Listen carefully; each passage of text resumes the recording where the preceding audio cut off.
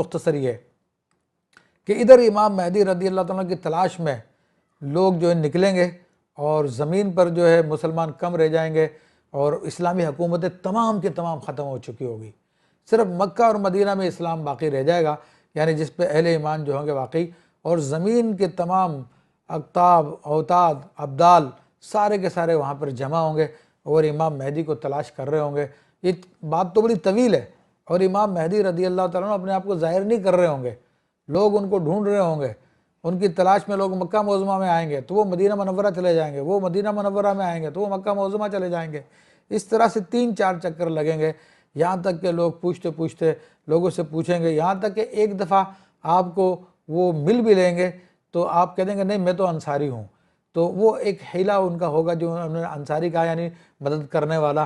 تو لوگ پھر نہیں پہچانیں گے، پھر لوگ اور معلومات کریں گے تو کہیں گے بھئی یہی مہدی ہے جن کی تلاش میں آپ نکلے ہو۔ تو اب حج کا موسم ہوگا اور لوگ حج کر کے فارغ ہو چکے ہوں گے، اور ایسے میں وہاں پہ بھی خوب قتال ہوگا، حج کے موقع پہ ڈاکے پڑیں گے، لوگ قتل کیے جائیں گے۔ اب 7 آدمی ایسے ہوں گے جو امام مہدی کو تلاش کریں گے، وہاں پہ پہنچیں گے، اور وہ تقریباً جو ہے حج کا موسم گزر چکا ہوگا اور یہ عاشورے کی رات ہوگی، 10 محرم الحرام ہوگا، اور اس وقت امام مہدی رضی اللہ تعالیٰ سے عرض کریں گے کہ حضور ہم آپ کی خدمت میں حاضر ہیں، ہم آپ کی خاطر پہ بیعت کرنا چاہتے ہیں، دیکھیں اگر آپ نے ہمیں بیعت نہیں کیا تو ہمارے قتل کا بوجھ بھی آپ پر آئے گا کہ وہ سفیانی ہمارے پیچھے لگا ہوا ہے۔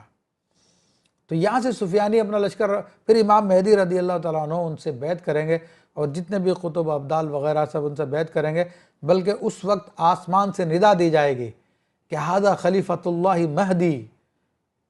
کہ یہ اللہ کے خلیفہ امام مہدی ہیں، تو ان سے بیعت کرو، ان کی اطاعت و فرما برداری کرو۔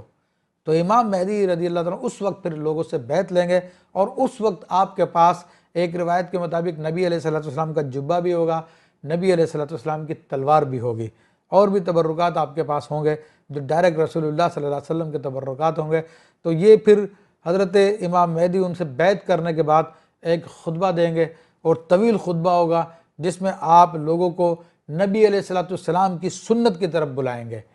بدعت کو مٹائیں گے، لوگوں کو جہاد کے لیے تیار کریں گے۔ ادھر سے پھر سفیانی جو ہے اپنے لشکر کو لے کے نکلے گا، اور وہ چاہے گا کہ امام مہدی کو شہید کرنا۔ تو پھر اس کے مقابلے میں ایک علاقے سے، یا مصر ہے یا کوئی علاقہ ہے یا خراسان کا علاقہ بتایا گیا، اور خراسان کا علاقہ جو بتایا جاتا ہے احادیث کریمہ میں، تو یوں سمجھ لیجئے کہ یہ سارا کا سارا ایریا افغانستان کا ایریا، پورا کا پورا علاقہ جو ہے یہ خراسان کا ایریا کہلاتا تھا۔ تو یہاں سے ایک سیدنا ابوبکر صدیق رضی اللہ عنہ کے قبیلے کا ایک شخص حارث حراس،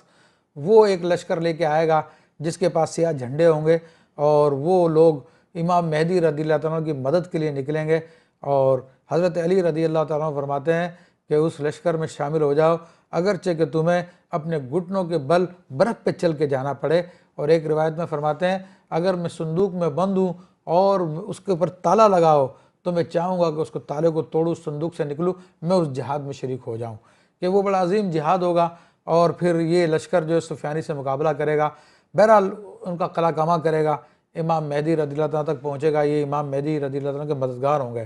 اور ان کو جو ہے منصور کہا جائے گا۔ پھر امام مہدی رضی اللہ تعالیٰ عنہ مدینہ منورہ سے نکلیں گے تو دمشق کی طرف آئیں گے، شام کی طرف آئیں گے، شام پر، اور اس وقت ترکی پر جو قسطنطنیہ کا علاقہ ہے، اس کو کانسٹینٹینوپل کہتے ہیں، استنبول وغیرہ بھی کہتے ہیں، تو اس علاقے پہ رومیوں کا قبضہ ہو چکا ہوگا، یعنی اٹلی والوں کا۔ یہ عیسائی لوگ ہوں گے، وہاں پہ قبضہ کر چکے ہوں گے، اور امام مہدی رضی اللہ تعالیٰ عنہ پھر مقام حلب تک پہنچیں گے۔ پھر اس پوری جو دنیا عیسائیت ہوگی ان سے آپ کا مقابلہ ہوگا، اور وہ بہت ہی جنگ عظیم ہوگی، بہت بڑی خطرناک جنگ ہوگی، اور کئی دن تک وہ جنگ جاری رہے گی جس میں مسلمانوں کی بہت شہادت ہوگی۔ اور اس جنگ سے پہلے کچھ لوگ تو بھاگ جائیں گے، تو ان کے بارے میں حدیث شریف میں آیا کہ وہ جہنمی لوگ ہیں جو جہاد کو چھوڑ کے بھاگ گئے۔ کچھ لوگ شہید ہو جائیں گے تو جن کے بارے میں فرمایا کہ وہ جنتی لوگ ہیں۔ پھر اگلے دن ایک لشکر اٹھے گا، وہ ان لوگوں سے، رومیوں سے، عیسائیوں سے مقابلہ کرے گا، وہ لشکر بھی شہید ہو جائے گا سارے کے سارے۔ پھر اگلے دن پھر ایک اور لشکر نکلے گا، وہ ان سے مقابلہ کرے گا، وہ لوگ بھی شہید ہو جائیں گے۔ کیونکہ ان کی تعداد بہت زیادہ ہوگی، ان کے 12 جھنڈے ہوں گے، ہر جھنڈے کے تحت تقریباً جو ہے 12,000 ان کے افواج ہوگی، اور چونکہ ایک جنگ عظیم پہلے ہو چکی ہوگی، یہ جدید سائنسی ترقیاں وغیرہ شاید ختم ہو چکی ہوگی اس زمانے میں، تو وہ لوگ ڈائریکٹ براہ راست جنگ ہو رہی ہوگی۔ بہرحال 3-4 دن کے بعد پھر مسلمانوں کا ایک لشکر اٹھے گا اور وہ ان سب کو شکست دے گا، ان کو قیدی بنائے گا، لیکن اس وقت مسلمانوں کو کوئی خوشی نہیں ہوگی، کیونکہ ایک ایک قبیلے کے 100 آدمیوں میں سے ایک آدمی زندہ بچا ہوگا۔ تو بہرحال امام مہدی رضی اللہ تعالیٰ ان کو لے کر پھر دمشق میں آئیں گے، اور دمشق میں پھر آپ یہاں پہ ٹائم گزاریں گے اور یہاں پر اللہ تعالیٰ کے حکم کو نافذ کریں گے۔